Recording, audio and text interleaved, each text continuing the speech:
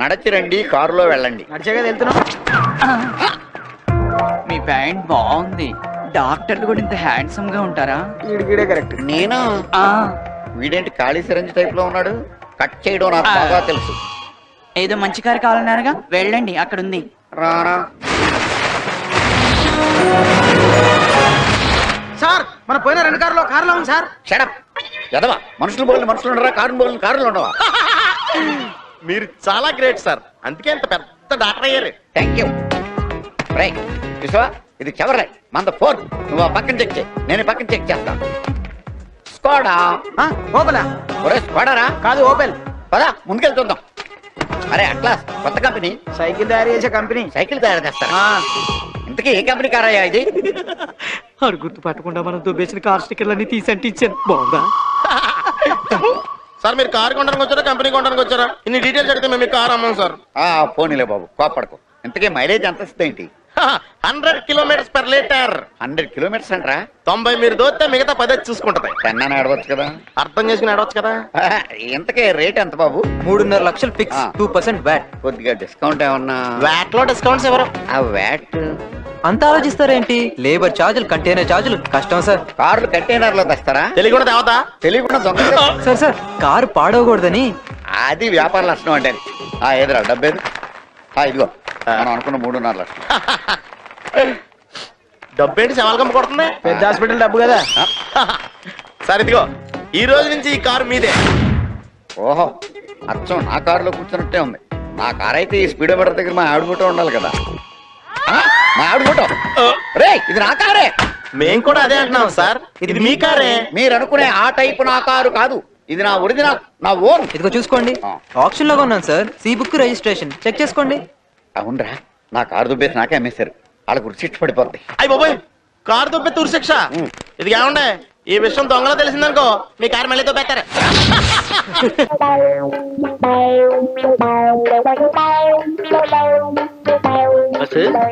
వాళ్ళ నాన్న మనకు బయటే కనిపించాడుగా, మరి ఈ స్త్రీ ఇంటిలో కనిపించిందేమిటి బస్సు? ఇది మంచి సమయం అని మనం వస్తే మన్ని నిరుత్సాహపరుస్తుందేమిరా ఈ స్త్రీ. ఏ గుడ్డివాడు గారు, ఇక్కడికి ఎందుకు వచ్చావు? అందుకేనా? బస్సు డైరెక్ట్ గా పాయింట్ చెక్ వచ్చే బస్సు, లేకపోతే వాళ్ళ నాన్న వచ్చేస్తాడు. చూడు చిట్టి తల్లి, నేను మంచి మూడ్ లో ఉన్నాను, నువ్వు రాసుకో. ఈ రోజు ఉదయం ఒక సంఘటన జరిగినది స్త్రీ.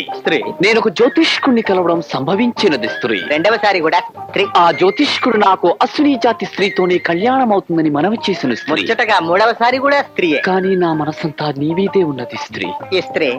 కానీ నువ్వు అశ్విని జాతి స్త్రీ అని నేను కాదు, శంకిని జాతి స్త్రీ అని వీడు.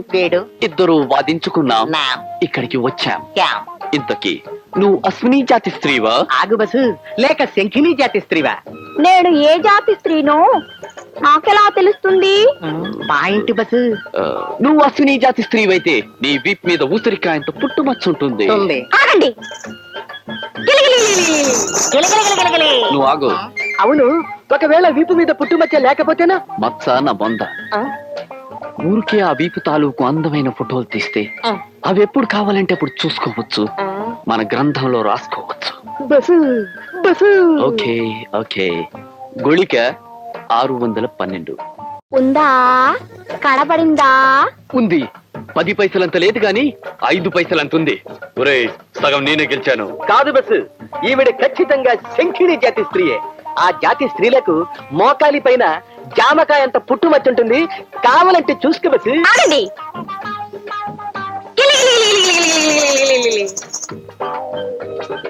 ఐడియా ఎలా ఉంది బస్సు? బ్రహ్మాండంగా ఉంది. మొత్తం అందాన్ని కింద నుంచి పైదాకా చూడొచ్చు. కెమెరా రెడీ చేశాను, దొరకగానే నొక్కేస్తాను. గుళిక 613. చూసుకుంటారా?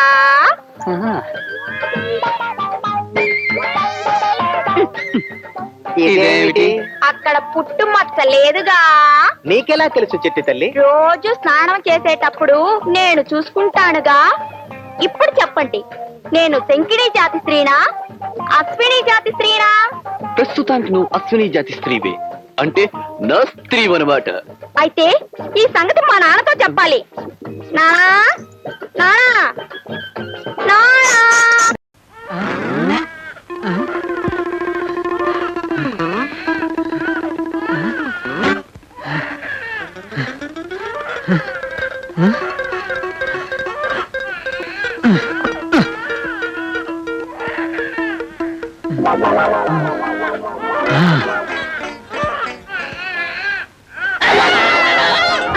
అరే ఎందుకు అరుస్తున్నావ్?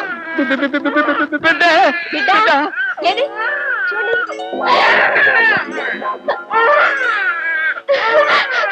యాండి, బిడ్డండి, మనకు బిడ్డ పుట్టాడండి, నాకు బిడ్డ పుట్టాడండి. నా బుజ్జిలే, నా బుజ్జి కొండలే, నా బుజ్జి కొండలే. ఏమండి, మీరే గెలిచారు, నేనే ఓడిపోయాను.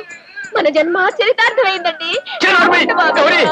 పుట్ట బాబా గడితే గుడ్డు బాబా నాకు పిచ్చెత్తేటట్టుంది. రే ఎవరా నువ్వు? కాదండి, కాదండి, ద్రోణుడు కుండలో పుట్టిన వీడు పుట్టలో పుట్టాడు. మీరు ఋషులండి, మహానుభావులు. నన్ను క్షమించండి, మీరే గెలిచారు, నేనే ఓడిపోయాను. నా పుట్టు బాబే, నా బుద్ధి కొండలే. నార్మల్ ఎలా పుట్టాడు? ఎలా ఎలా ఎలా? ఇదంతా కళ కళ. ఓ దేవుడా, ఓ దేవుడా, కళ చెప్పు, కళ చెప్పు. నిజమే.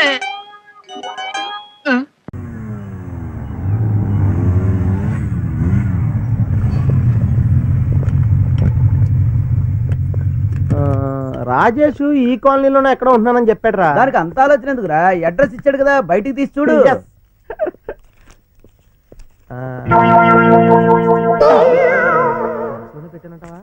తొందరగా ఎదుగురా. ఈడవడరా మ్యారేజ్ వాళ్ళు ఇస్త్రాకుల కోసం పట్టాడు.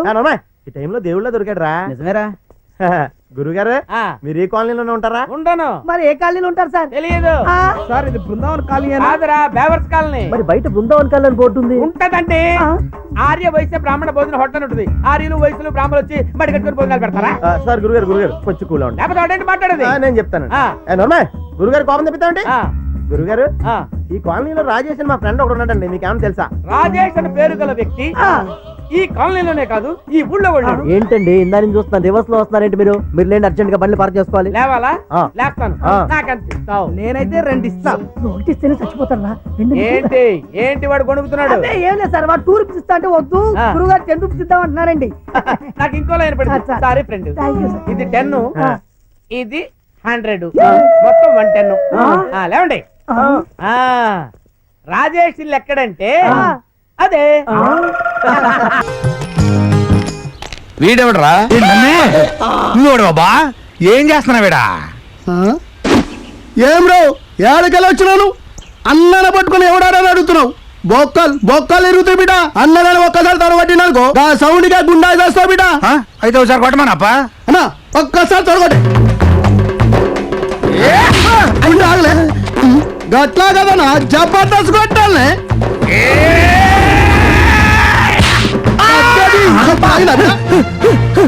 ఇంకేమైందిరా బాయ్?